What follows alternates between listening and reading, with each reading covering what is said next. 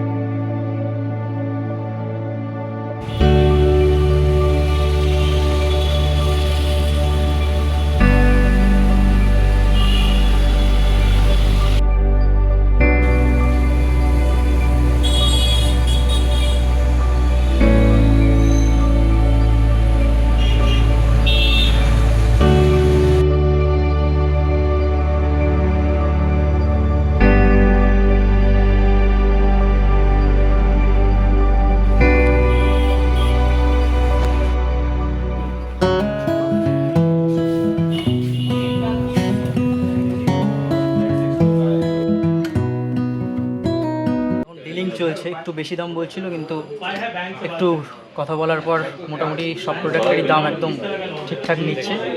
মনে হচ্ছে সবগুলো এখান থেকে নেব। পরের আপডেট দিচ্ছি, কী প্রাইস নিচ্ছে সেগুলো বলছি। আর তারপরে আমি একটা গোটা শোরুমের একটা ছোটো করে একটা ট্যুর দিয়ে দেবো, এখানে কী কী পাওয়া যায়, কী কী অ্যাভেলেবেল থাকে, মোটামুটি সেগুলো নিয়ে একটা বেসিক ধারণা আমি দিয়ে দেবো। ভিডিও দেখতে দেবো। ফাইনালি এবার দেখাতে চলেছি যে কী নিচ্ছি আমি। আমি যেটা নিচ্ছি সেটা হচ্ছে, তো আমি নিচ্ছি নিকন Z6-2, সাথে নিচ্ছি ট্যামরনের এই লেন্সটা 28-75 f2.8 G2। নিকনের একটা সেম মডেল আসে, কিন্তু ওটা ট্যামরনের যে G1টা আছে ওটার উপর বেস্ট, ওরা ওই প্ল্যাটফর্ম থেকে বানাচ্ছে, তো ওটা আমার মনে হয় নেওয়ার কোনো দরকার নেই। আর FTZ2 অ্যাডাপ্টারটা নিয়েছি, এটা আমাকে চন্দনা গিফট করছে। আর একটা জিনিসও গিফট করছে, সেটা আসছে। তো এবারে বক্স আনপ্যাক করব।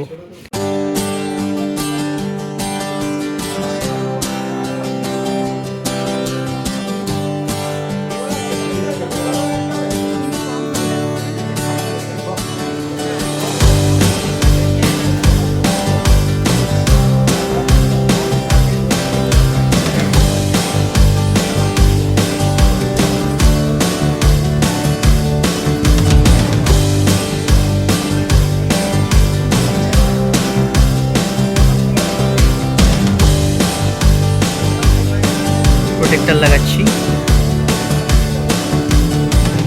এবারে লেন্সটা ওপেন করবে চন্দনা।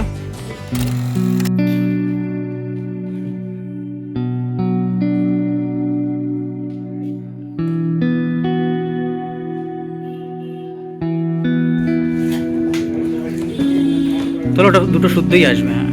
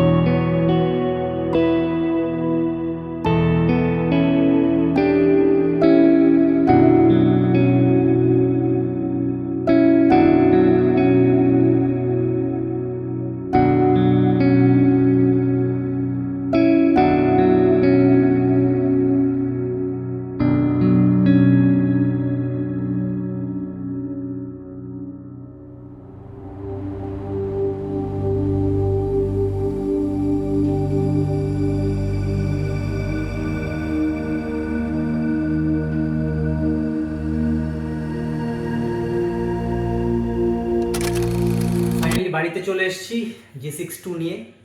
G6 II নিয়েছি, সনিতে আমি শিফট করিনি। কেন করিনি বা কিছু সেই কারণগুলো মোটামুটি এক্সপ্লেন করা আছে, আমার আগের ভিডিওটা দেখলেই বুঝতে পারবে।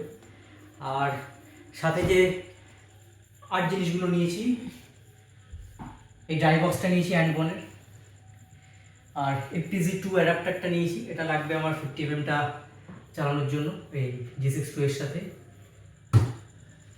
আর লাস্টলি ক্যামরনের 28-75 f2.8, এটা G2 ভার্সন।